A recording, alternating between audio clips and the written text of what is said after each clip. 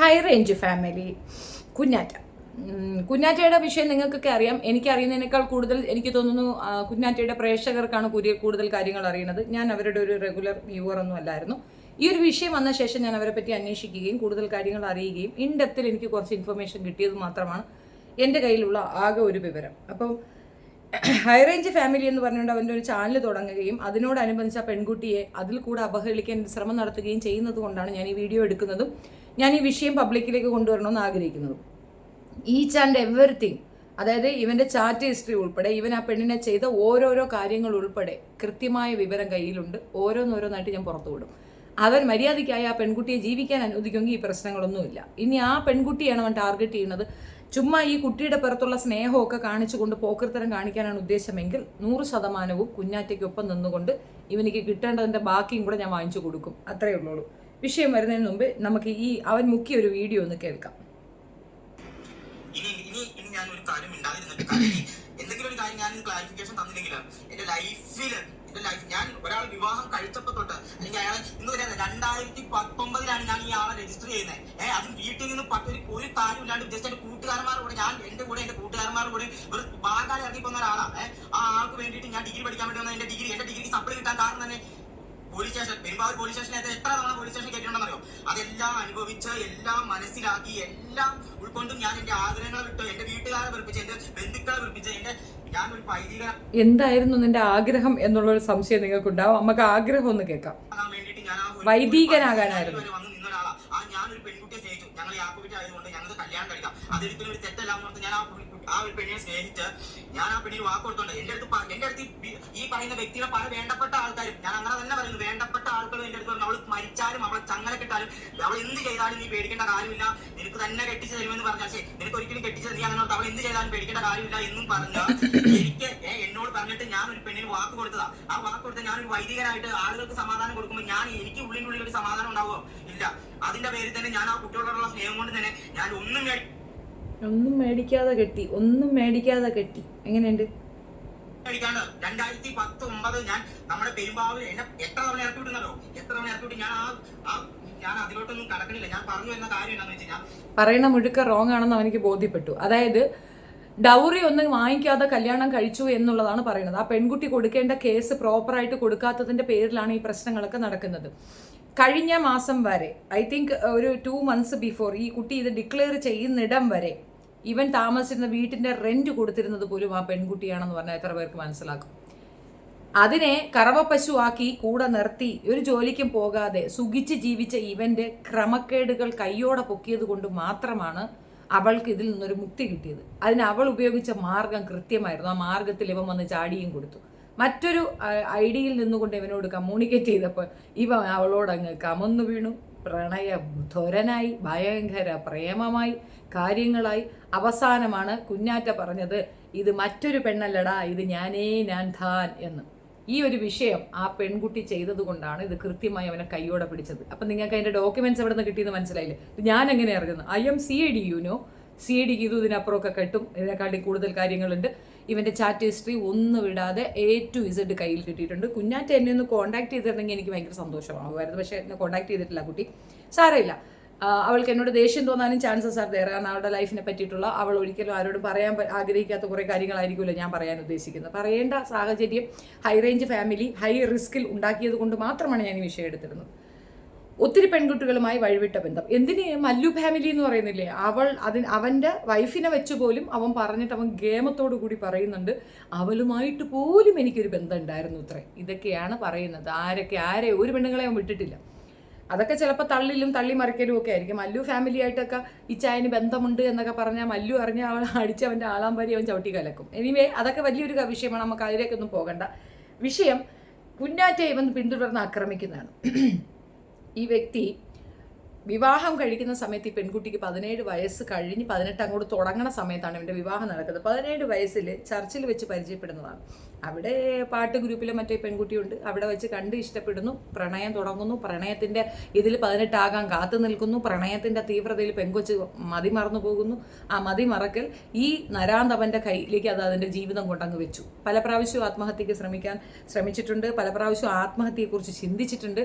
അതിൻ്റെയൊക്കെ കാരണം ജോലിക്കൊന്നും പോകാതെ കള്ളും കുടിച്ച് വൃത്തികെട്ട രീതിയിൽ പെണ്ണുങ്ങളുമായി ഇടപഴകി ജീവിക്കുന്ന ഒരു വൃത്തികെട്ടവനാണ് ഇവൻ എന്നുള്ളതിൻ്റെ തിരിച്ചറിവിലാണ്. എന്ത് ചെയ്യാൻ പറ്റും?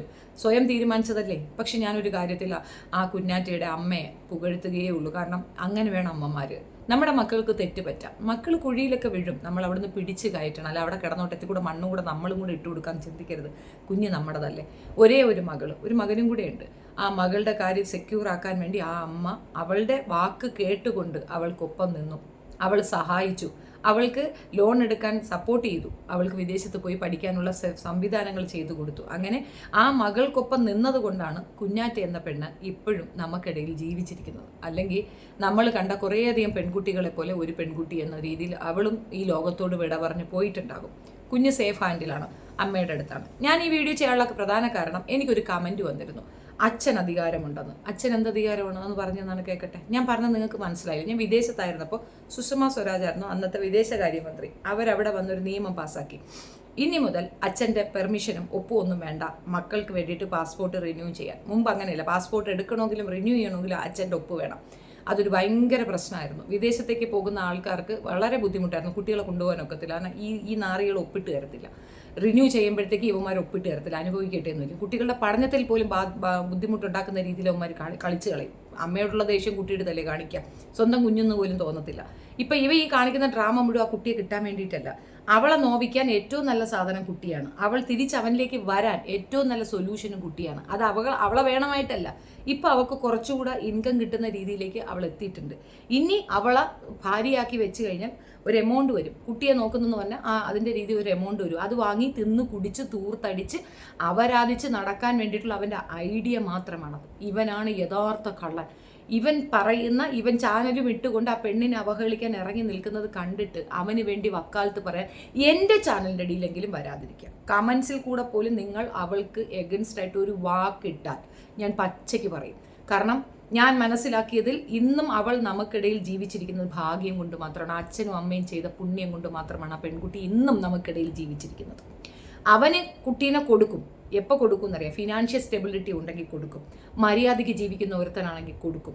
പെണ്ണ് അടുത്തില്ലാത്ത സമയത്ത് പെണ്ണിൻ്റെ അമ്മ നോക്കുന്നതിനേക്കാൾ അച്ഛൻ നോക്കുമെന്ന് കോടതിക്ക് ബോധ്യപ്പെട്ടാൽ കോടതി കൊടുക്കാൻ പറയും. പെൺകുഞ്ഞാണെങ്കിൽ കൊടുക്കാൻ പറയില്ല. ആൺകുഞ്ഞാണെങ്കിൽ 5 വയസ്സിന് ശേഷം അച്ഛന് തന്നെയാണ് അവകാശം കൊടുക്കും. തുല്യമാണ്. അമ്മ കാണണമെന്ന് തന്നെ കൊണ്ട് കാണിച്ചേ പറ്റുള്ളൂ. അവകാശമൊക്കെ കറക്റ്റ്. പക്ഷേ ഒരു അവകാശത്തിനും ഉത്തരവാദിയല്ല ഇവൻ്റെ പേർക്ക് എത്ര കേസുണ്ടെന്ന് അറിയാമോ? ഇവൻ എന്തെല്ലാം മോശപ്പെട്ട രീതിയിൽ ജീവിക്കുന്നവനെന്നറിയാമോ? ഡ്രഗ് അഡിക്റ്റ് ആണ്. ഒരു 100 വിഷയങ്ങൾ നമുക്ക് എടുത്തു വെച്ച് പറയാൻ പറ്റും. പിന്നെ അറിഞ്ഞ അറിവിലേക്കായിട്ട് അവരുടെ വീട്ടിൽ നിന്ന് ഒരാൾ ഈ കുടുംബത്തിൽ നിന്ന് പുറം ലോകത്തേക്ക് പോവുകയാണ്. അവരുമായിട്ട് ചെറിയ അലശണ്ടയുണ്ടായി സ്വന്തം വീട്ടിലേക്ക് പോകുന്നു. വീട്ടിൻ്റെ കോലം കാണുക. ഇത് അവിടെ കണ്ട കോലമാണ്. അതിൻ്റെ പിക്ചർ എടുത്ത് വെച്ചിരിക്കുന്നതാണ്. ഹൗസ് ഓണർ എടുത്ത് വെച്ചിരിക്കുന്ന പിക്ചറാണ്. അപ്പോൾ ഹൗസ് ഓണർ എടുത്ത് ചോദിക്കുക, കുട്ടി പറഞ്ഞിട്ടുണ്ടായിരുന്നു. ചോദിച്ചപ്പോൾ കിട്ടിയ വിവരങ്ങളാണ്.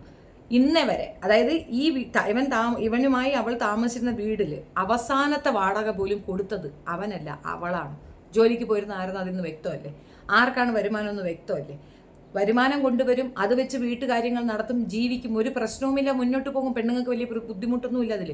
പക്ഷേ അടിയും തൊഴിയും കൂടെ ആയാലോ, കള്ള് കുടിച്ചിട്ട് തോന്നിവാസവും കൂടെ കാണിച്ചാലോ, കഞ്ചാവ് അടിച്ചിട്ട് തോന്നിവാസ വർത്താനം പറഞ്ഞാലോ, എന്തിനധികം പെറ്റമ്മയെ വെച്ച് പോലും വൾഗറായി മറ്റ് പെൺകുട്ടികളോട് പറഞ്ഞു കൊടുത്തിട്ടുണ്ട്. അതായത് കുഞ്ഞാറ്റയുടെ അമ്മയെ പോലും അവൻ ആ കണ്ണിലാണ് കണ്ടതെന്ന് മറ്റൊരു പെൺകുട്ടിയോട് പറഞ്ഞിട്ടുണ്ട്.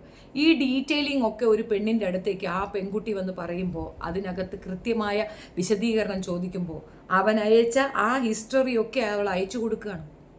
അതിലൊക്കെ തന്നെ ഈ വൃത്തികെട്ടവൻ ചെയ്ത വൃത്തികേട് ഒന്നൊന്നായിട്ടുണ്ട്. ആ പെൺകുട്ടി ഇത് പുറത്തു വിടാത്തത് അവളുടെ മാന്യത, ആ പെൺകൊച്ചിൻ്റെ മാന്യത മാത്രമാണ്.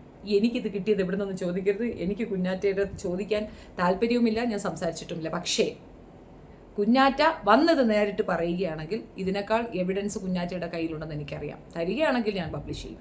അല്ലാത്ത പക്ഷം കുഞ്ഞാറ്റ തന്നെ അത് പബ്ലിഷ് ചെയ്യണം. ഒത്തിരി കാരണം പറഞ്ഞ് അത് തന്നെ ചെയ്യണം.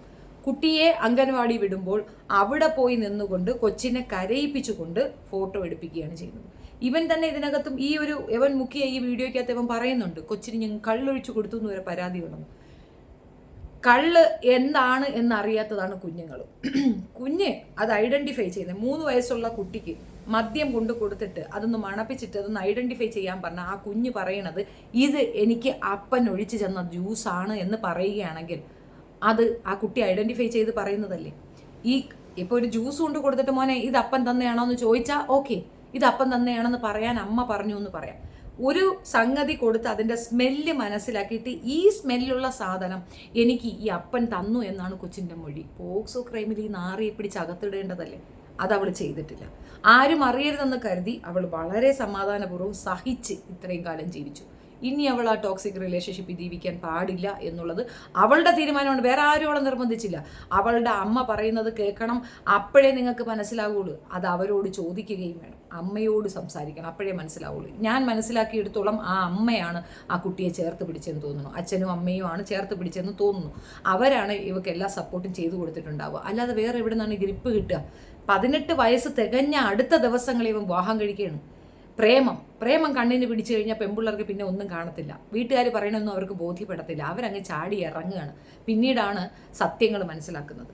വരുമാനമില്ല അവന്, അത് അവൾ ഉണ്ടാക്കിയെടുത്തു. ആ വരുമാനം ദൂർത്തടിച്ചുകൊണ്ട് നടന്നു. നല്ല വരുമാനമുണ്ട്, കുട്ടിയുടെ ചാനൽ ഭയങ്കരമായിട്ട് പോയിക്കൊണ്ടിരിക്കുകയാണ്. ആ ചാനലിലുള്ള വരുമാനം എടുത്ത് അവൻ ദൂർത്തടിച്ച് നടക്കുകയാണ്. കള്ള് കുടിച്ച് ഹോട്ടൽ റൂമിൽ കിടന്നുകൊണ്ട് മറ്റുള്ളവരുമായി ചാറ്റ് നടത്തുകയാണ്. കയ്യോടെ പൊക്കാൻ അവളൊരു മാർഗം കണ്ടുപിടിച്ചു. സംശയം തോന്നി അവൾ ചെയ്ത ഒരു കാര്യം, മറ്റൊരു സിമ്മിൽ മറ്റൊരു ഐഡിയിൽ അവനോടൊന്ന് ചാറ്റ് ചെയ്തു, കൊഞ്ചി പറഞ്ഞു. ഇവൻ അങ്ങോട്ട് പറഞ്ഞു കൊടുത്തതെല്ലാം അവളുടെ അമ്മയെ കൂടി ഹാവ് ചെയ്യുന്ന, അവളുടെ അമ്മയെ കൂടി സെക്സിന് കിട്ടുമോ എന്ന് ചോദിക്കുന്ന ചോദ്യങ്ങളാണ് ആ പെൺകുട്ടി വേണ്ടി ഷെയർ ചെയ്തത്. ഇതൊന്നും പോരാതെ ഇപ്പോൾ റീസെൻ്റ്ലി ആ കുട്ടിയുടെ ചാനലൊന്ന് ഹാക്ക് ചെയ്യാനൊരു ശ്രമം നടത്തിയിട്ടുണ്ട്. ഇതൊക്കെ തെളിവ് വെച്ചാൽ സംസാരിക്കുന്നത്. ഇല്ലാന്ന് അവൻ മറക്കട്ടെ, അപ്പം ഞാൻ ബാക്കി തെളിവ് കൊണ്ടുവന്നിടാം. ഒരു വീടിൻ്റെ അവസ്ഥ കണ്ടു നോക്കും.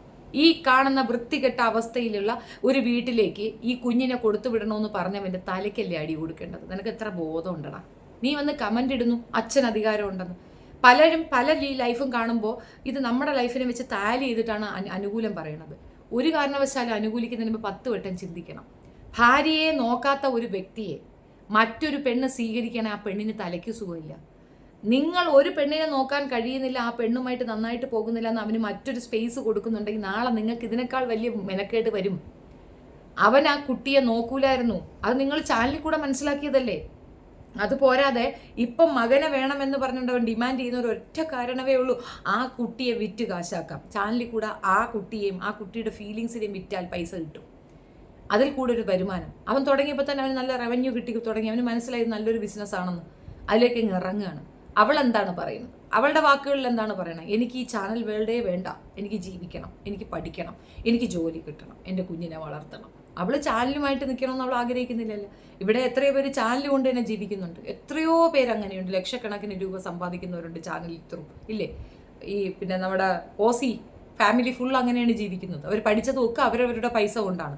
ആ കുടുംബം അത്രയധികം ബുദ്ധിമുട്ട് അനുഭവിച്ചൊരു കുടുംബമാണെന്ന് സിന്ധു കൃഷ്ണ പറഞ്ഞിട്ടില്ലേ? അവരൊക്കെ രക്ഷപ്പെട്ടത് മക്കൾക്കൊക്കെ ഓരോ ചാനലുണ്ടായപ്പോഴാണ്. ചാനൽ ഒരു ചെറിയ കാര്യമൊന്നുമല്ല. പക്ഷേ അതുകൊണ്ട് ഒരുത്തൻ ജോലി ചെയ്യാൻ വയ്യാതെ ഇരുന്ന് ഫീലിങ്സ് വിറ്റ് കാശാക്കാന്ന് പറഞ്ഞാൽ അത് അവൾ സമ്മതിക്കാതിരിക്കുന്നത് അവളുടെ വ്യക്തിത്വമാണ്.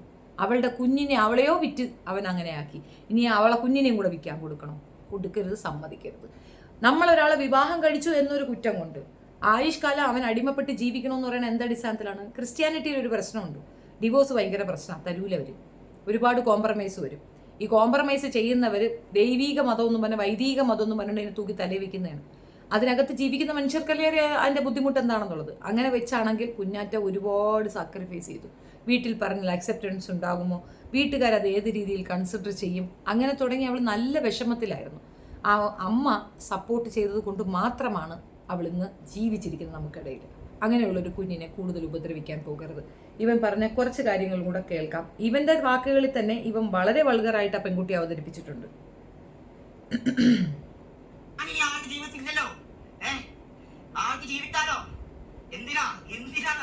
എന്തിനാ ഇങ്ങനെയിട്ട് ബുദ്ധിമുട്ടിക്കുന്നേ? എന്ത് തെറ്റാ ഞാൻ ചെയ്തേ? ഈ പറയുന്ന വ്യക്തികൾക്ക് ഈ പറയുന്ന ഞങ്ങൾ ഇങ്ങനെ പ്രശ്നത്തിൽ നിൽക്കാൻ നടത്തി ഇത് പോയി കൊടുത്താൽ നിങ്ങൾ ചെയ്തെന്താ? നിങ്ങൾക്ക് കേസായിട്ട് പോകാൻ പാടില്ലായിരുന്നോ? എന്നെ ജയിലിൽ പിടിച്ചിട്ടുണ്ടല്ലോ. ഞാൻ അനുഭവിച്ച് തീർത്തേനോ? ഞാൻ ചെയ്താന്ന് ഓർത്ത്. പക്ഷെ നിങ്ങൾ പോകാത്ത എന്തേ? നിങ്ങൾ പോയിക്കോ. പക്ഷെ ഒരു മനുഷ്യന് ഇങ്ങനെ ഇതാക്കല്ലേ? എനിക്ക് ഞാൻ സത്യമായിട്ട് ഞാൻ പറയുന്നു, എന്നോട് എല്ലാവരും ക്ഷമിക്കുക. എനിക്ക് ആരോടും ഒന്നും ചെയ്ത് ആരും ബുദ്ധിമുട്ടിപ്പിക്കാണ്ടാക്കുള്ള ഞാൻ ഇപ്പോഴൊന്നും പറയാത്തെ. എന്നെ ഇങ്ങനെ ഉപദ്രവിക്കല്ലേ? ഞാൻ ചെയ്ത തെറ്റുകളെല്ലാം ഞാൻ സമ്മതിച്ചു. തെറ്റ് പറ്റാത്തായിട്ട് ആരോ ഉള്ളേ?